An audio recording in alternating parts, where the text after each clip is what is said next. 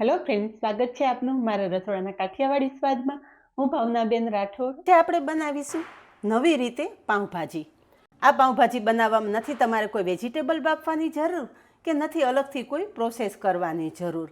એક જ કુકરમાં માત્ર 10 જ મિનિટમાં પાઉંભાજી તૈયાર થઈ જશે અને સ્વાદ તો એવો કે હોટલ કે રેસ્ટોરન્ટની પાઉંભાજીને ટક્કર મારે. તો ચાલો બનાવીએ ઝટપટ પાઉંભાજી. નવી રીતે કુકરમાં પાઉંભાજી બનાવવા માટે હું અહીંયા ઘીનો ઉપયોગ કરું છું. તમે હંમેશા બટરનો ઉપયોગ કરીને પાઉંભાજી બનાવતા હશો, પણ તમે એક વખત મારી રીતે પાઉંભાજી બનાવી જોજો. આંગળા ચાટતા રહી જાવ ને એટલી સરસ આ પાઉંભાજી તૈયાર થશે. તો અત્યારે કુકરમાં આપણે 1 ચમચા જેટલું ઘી ઉમેરેલું છે. ઘીની સાથે જ આપણે 2 નાના ચમચા જેટલું તેલ ઉમેરશું. થોડું તેલ અને ઘી બંને મિક્સ કરશો ને એટલે ઘી બિલકુલ બળશે નહીં અને પાઉંભાજી એકદમ સ્વાદિષ્ટ તૈયાર થશે. અહીંયા ઘી તેલ સરસ ગરમ થઈ ગયા છે. અડધી ચમચી જીરું ઉમેરશું. જીરું સરસ કકડે એટલે થોડી હિંગ ઉમેરશું અને અહીંયા મેં 6 થી 7 લસણ, 1 ટુકડો આદુ અને 2 લીલા મરચાં ક્રશ કરીને લીધેલા છે. આદુ, મરચાં અને લસણ ત્રણેય ઉમેરી દેશું. ગેસની ફ્લેમ મીડિયમ રાખશું અને ત્રણેય સામગ્રી સરસ સાંતળી લેશું. ફ્રેન્ડ્સ, તહેવાર હોય કે કાંઈ પ્રસંગ હોય, લગભગ બધાને પાઉંભાજી ફેવરિટ જ હોય. પણ પાઉંભાજી બનાવવામાં અલગથી વેજીટેબલ બાફવા, અલગથી ગ્રેવી કરવી અને આ બધું કરવામાં ઘણો બધો સમય જતો રહે છે. પણ આજે જે આપણે નવી રીતે પાઉંભાજી બનાવીએ છીએ ને એમાં તમારે અલગથી કોઈ પણ જાતની પ્રોસેસ કરવાની નથી. માત્ર એક જ કુકરમાં તમે ઝડપથી પાઉંભાજી તૈયાર કરી શકશો. આદુ, મરચાં, લસણ સરસ સંતળાઈ ગયા છે તો 2 મોટી સાઈઝની ડુંગળી બારીક સમારીને લીધેલી છે એ ઉમેરી દેશું.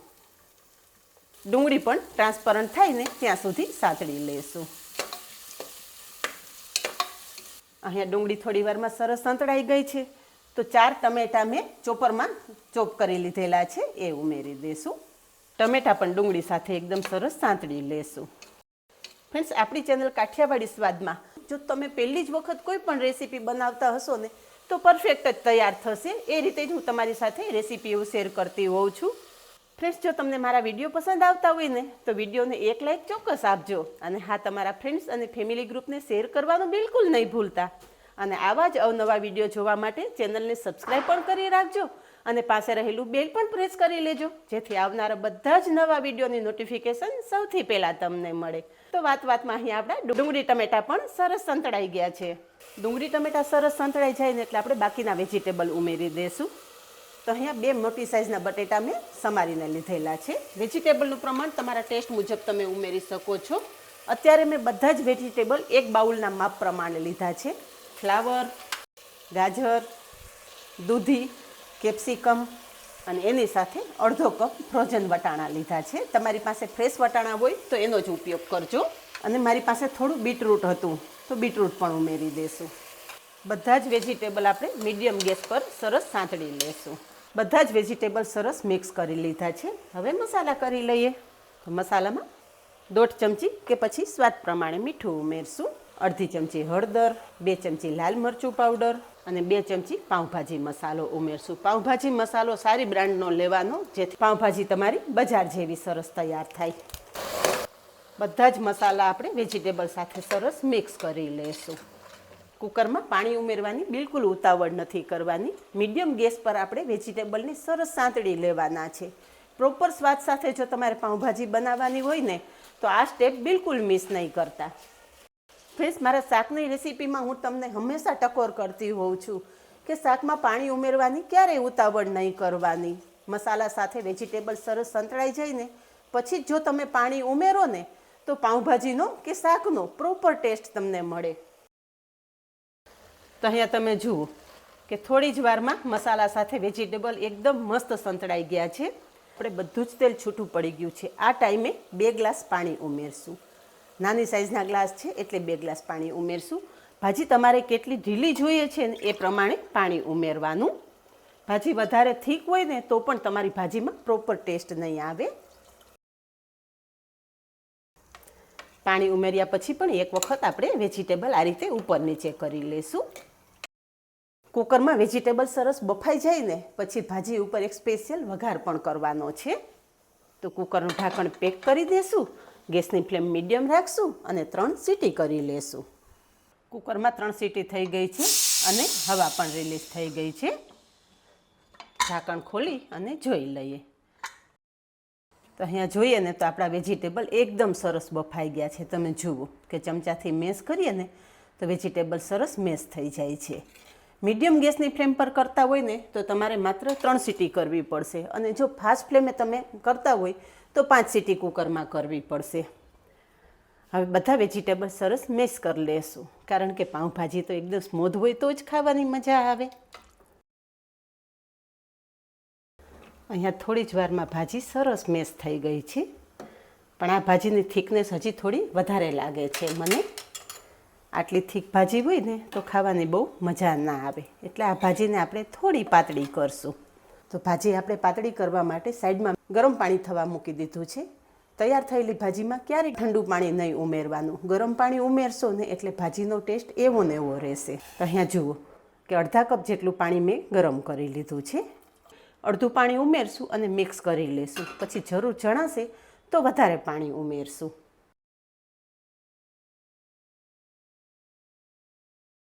તો અહીંયા તમે જુઓ ફ્રેન્ડ્સ, કન્સિસ્ટન્સી બરોબર થઈ ગઈ છે. હવે વધારે પાણી ઉમેરવાની કોઈ જરૂર નથી લાગતી. ભાજી મેશ કર્યા પછી આપણે ગરમ પાણી ઉમેરેલું. હવે એક વખત આ ભાજી ટેસ્ટ કરી લેવાની. અત્યારે જો તમને કોઈ સામગ્રી ઓછી લાગતી હોય ને તો ઉમેરી શકો છો. મેં ભાજી ટેસ્ટ કરી તો મને મીઠાનું પ્રમાણ થોડું ઓછું લાગે છે, તો આપણે થોડું મીઠું ઉમેરશું અને મિક્સ કરી લેશું. ફ્રેન્ડ્સ, અત્યારે આ ભાજી સર્વ કરવા માટે તૈયાર છે, પણ આની ઉપર એક સ્પેશિયલ વઘાર કરી લઈએ, જેથી ભાજીનો સ્વાદ એકદમ બજાર જેવો આવી જાય. તો તૈયાર થયેલી ભાજીનું કુકર આપણે સાઈડ પર મૂકી દઈશું અને વઘારિયામાં 1 ચમચા જેટલું ઘી ઉમેરશું. ફ્રેન્ડ્સ, આજે આ ભાજી બટર નહીં પણ હું ઘી સાથે જ તૈયાર કરું છું. આજ સુધી તમે બટર સાથે જ આ ભાજી તૈયાર કરીને ખાતા હશો, પણ એક વખત મારી રીતે તમે ભાજી બનાવજો. ક્યારેય પણ બટર સાથે ભાજી નહીં બનાવો, એટલી મસ્ત આ ભાજી તૈયાર થાય છે. સાથે 1 ચમચા જેટલું તેલ પણ ઉમેરી દેશું. અહીંયા ઘી અને તેલ સરસ ગરમ થઈ ગયા છે. ગેસની ફ્લેમ બંધ કરી દીધી છે.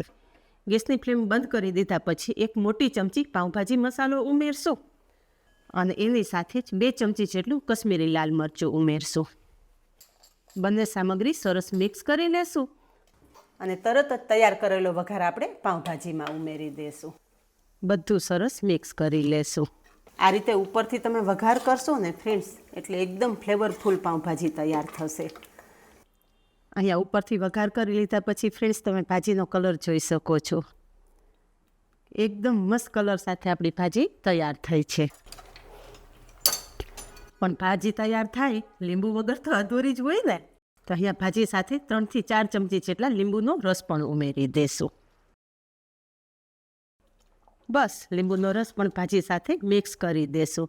તો જોયું ને ફ્રેન્ડ્સ કે કોઈ પણ જાતની વધારાની ઝંઝટ વગર માત્ર 10 જ મિનિટમાં તમારી આ ભાજી તૈયાર થઈ જાય છે.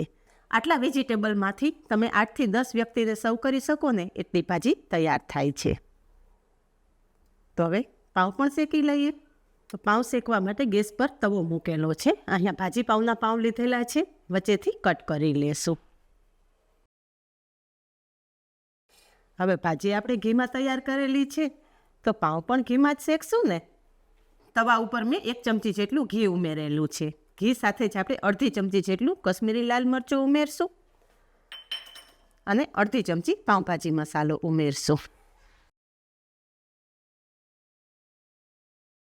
લાલ મરચું અને પાઉંભાજી મસાલો સરસ સાંતળી લીધો છે. થોડા ફ્રેશ સમારેલા કોથમરીના પાન ઉમેરશું અને કટ કરેલા પાઉં મૂકી દેશું. અહીંયા બંને બાજુ પાઉં પલટાવી અને શેકી લેશું. પાઉં બંને બાજુ સરસ શેકાઈ ગયા છે. ગેસની ફ્લેમ બંધ કરી દેશું અને શેકેલા પાઉં પ્લેટમાં લઈ લેશું. તૈયાર થયેલી પાઉંભાજી સર્વ કરીએ.